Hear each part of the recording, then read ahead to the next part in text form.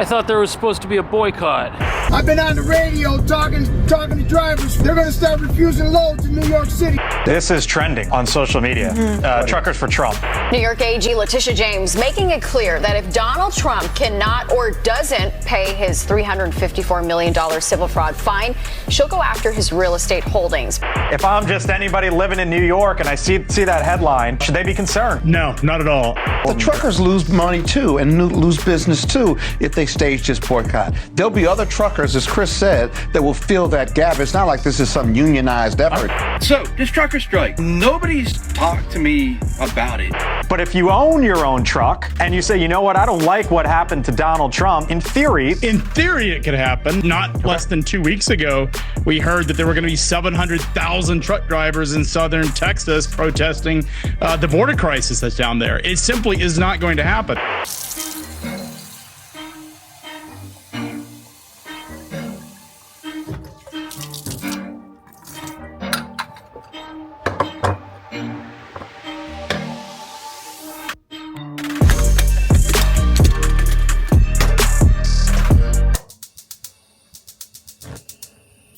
So this week, there was supposed to be a boycott of truckers no longer coming to New York City. And it has to do with a recent court ruling that many people thought was unfair to the former 45th president. This one article here had over 700,000 views on it. And the video that set this whole thing off, that got millions of views. But it looks like this thing was only big on the internet because from what I'm seeing around here, it doesn't really look like there's anything different happening. Now look, as a New York City resident, I'm aware of the judgment against the former president. I'm aware that some people think it's very unfair. I'm also aware that some people are perfectly happy with it. And I'm also aware that truckers deliver most of the food and supplies throughout the entire country, not just here in New York, which needs frequent replenishment. This is a big city. We got 8 million people living here. Something like this had the potential to be a really big deal if it were to actually happen.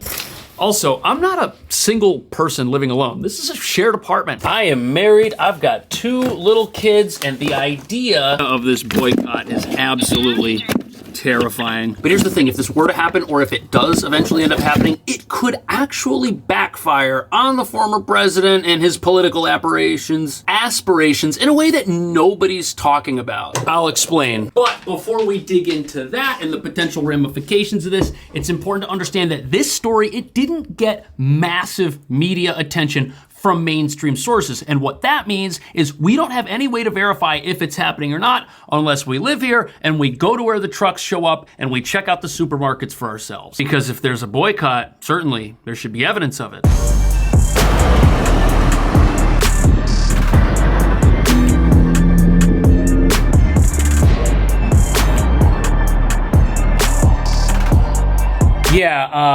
So at the warehouses where a lot of trucks show up in this part of town anyways, there doesn't seem to be a whole lot of evidence that there's any boycott taking place. We're definitely in New York too. Should they be concerned? No, not at all. We've covered dozens of quote-unquote boycotts and protests among truck drivers.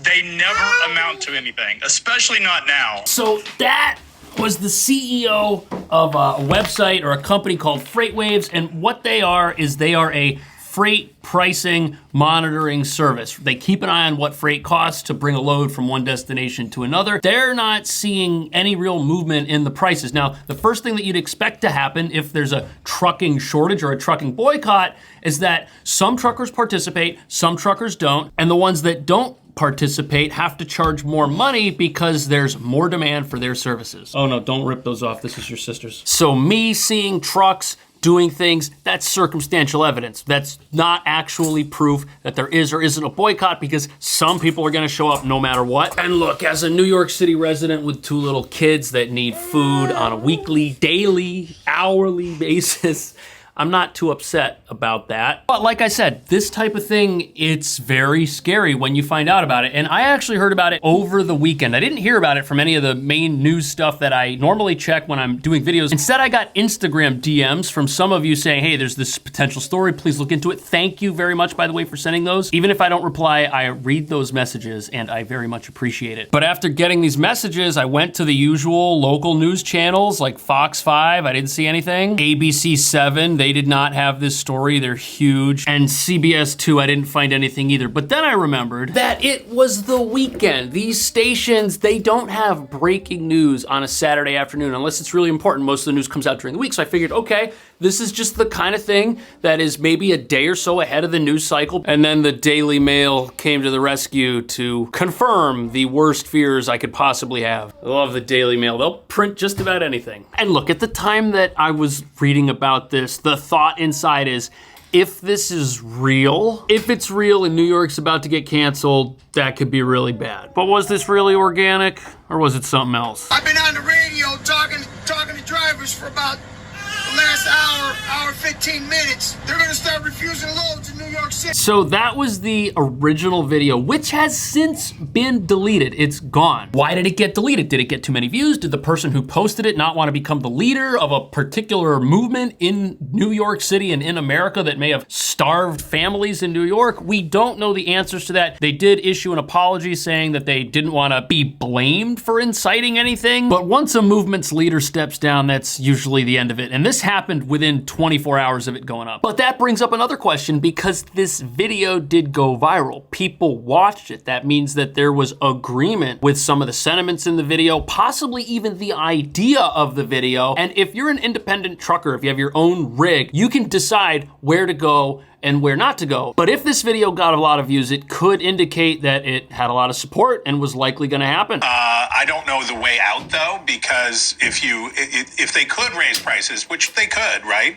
Other truckers would come in to fill that space, obviously, because markets being what markets are, railroads and other trucking companies would say. Okay, so look at this. We've got 4 people here, and the first guest is already somewhat skeptical over whether or not this would actually work and become a thing. And 70% of the country's goods move by freight. Freight is big business, but it's not the only way to get something from point A to point B. We have railroads. They could say, hey, we're here for you. We're gonna help out. There's also truckers who would not be part of this movement. Not everybody is in unison, even if a certain demographic has views that slant maybe one way or the other. There's a lot of trucks on the road, but then they move on to something which is much more frightening. This is Trump's base, the working class base. And look, buckle up 2024. I mean, this is the first major legal decision we've seen out of Trump's legal issues. Let's see what happens next. That's what I was wondering, like if there's So this is an election year. Anything can happen. And this is just one of many things that could happen between now and November that drastically alter who people decide to support and what the election turns out to be like. But it's very frightening to think of what an actual successful boycott of New York City's food supply would look like. Come to think of it, it would affect virtually every aspect of life here if this were to happen.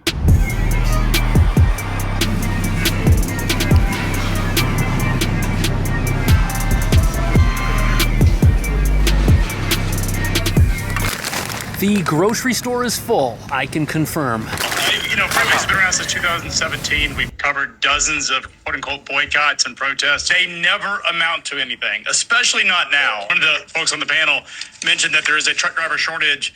That has been debunked on multiple occasions. The fact is that the trucking industry has too much capacity. But this could have been really bad for the former president. Had this been successful, it could have actually caused him to lose support, which I don't think the people that are behind this boycott idea have taken into consideration. New York City is full of people who need lots and lots of food. Also, the apartments are really small here, and look at how much space we're dealing with in the kitchen here. There's not a lot of room to store food. Once your fridge is full, this is generally all the storage that you're gonna have access to. So literally, it's just a fridge and then all of the cabinets that you see here. And once it's empty, you gotta go back to the store. This is the hallway. We've got no space for extra food storage out here.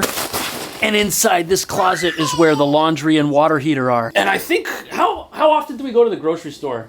A couple times a week?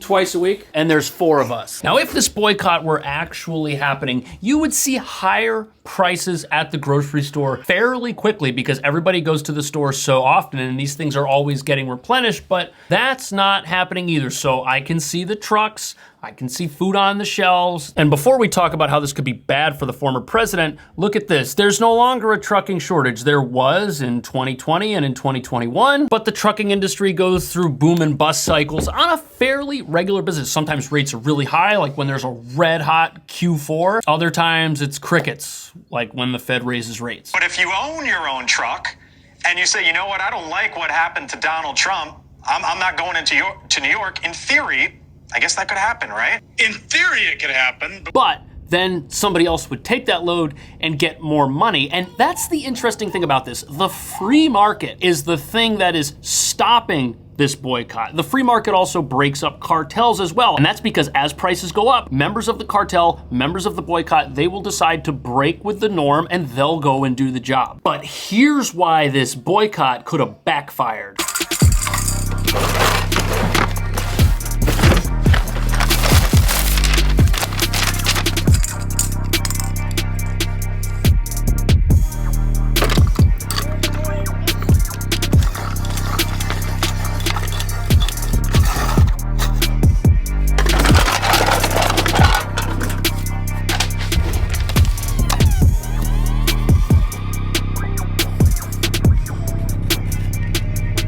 This is an unscientific breakdown of voter turnout in the 2020 election. Now, I know I got the colors wrong, but you had around 25% of New York City voters who voted Republican. That should be red, it's not. Now, if we extrapolate this to the whole population, we've got 6.3 million people who voted in this 75% group, and we've got 2 million-ish people who are over here in the 25% group. But if 25% of the city voted for the former president, that's 2 million of his voters that would be negatively affected by such a boycott. If people go to the supermarket, regardless of their political affiliation, and they realize that the things that they need to buy are now too expensive because there are shortages, and those shortages are caused by a particular movement or a particular political candidate, how long do you think support for that person is going to exist in the face of shortages and in the face of families who are already struggling in a city with the highest rents in the entire country when they go to the grocery store? This is a real question. And what's also fascinating about this boycott is the one thing that's stopping it from happening again is something that many people who would claim to be in support of the boycott also care about: the free market, the ability of people to chart their own path in life, to pick their own destiny. But the truckers lose money too and lose business too if they stage this boycott. There'll be other truckers, as Chris said, that will fill that gap. It's not like this is some unionized effort. So there you have it. We're in a recession, the trucking industry has ample capacity, and people want to make a living. And the person that initially posted this video wanted nothing to do with the results of that video, which is why they took it down and issued an apology. But the big question is, there was a lot of sentiment behind this. A lot of people are upset with what's happening politically in New York. Will that turn into votes in November? And if it does turn into votes, which of these two old men is old enough and wise enough to be president of America again? Let me know what you think. Thanks for watching. I'll see you in the next video.